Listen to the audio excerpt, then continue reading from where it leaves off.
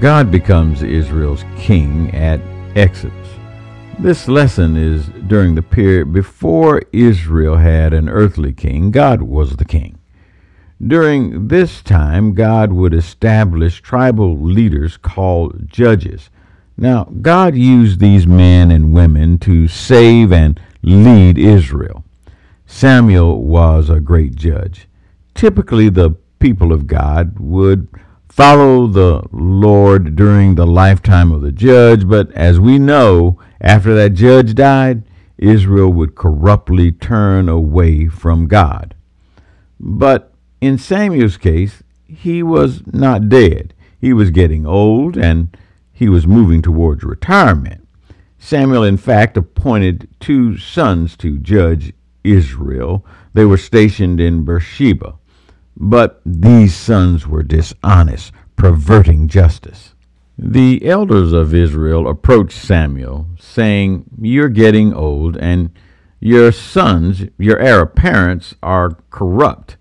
Let's establish a whole new order, a new way of governing ourselves, and have a king like the other nations, and let that king judge us, and we will have a dynasty, so that the sons of the king will rule in his place after his death." Note, Samuel's role as a judge did not include a dynasty. God raises up the judges. He did not create a system where a judge was replaced by his sons.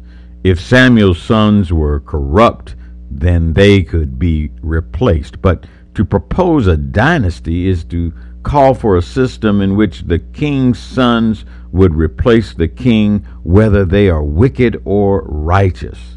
The cure that they were proposing was the same as the problem that they were facing. Samuel was not pleased with the proposal of the elders.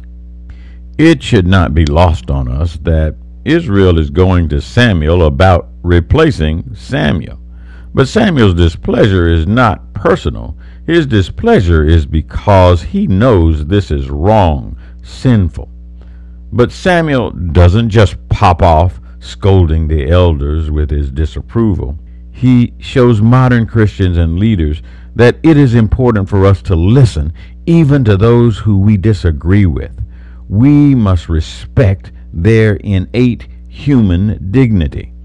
Samuel goes on to pray to God, and God's response to Samuel's prayer confirms Samuel's assessment if this situation is correct. Samuel is being rejected by the people. Naturally, he contemplates whether it is due to his failure. God informs Samuel that ultimately it is God, not Samuel, who they're rejecting. Remember, God is their king. Samuel is being rejected for the same reasons God is being rejected. And therefore, Samuel can take comfort in being in good company. As modern Christians, we should not feel bad when we are rejected while standing up for the principles of God. In the next part of our lesson, the Lord told the prophet Samuel that Saul would be the king of Israel. They met, and Samuel anointed Saul with oil. While Samuel knew who was going to be king, there had to be a public process. Samuel called Israel together at Mitzvah, and at this point he's speaking for the Lord.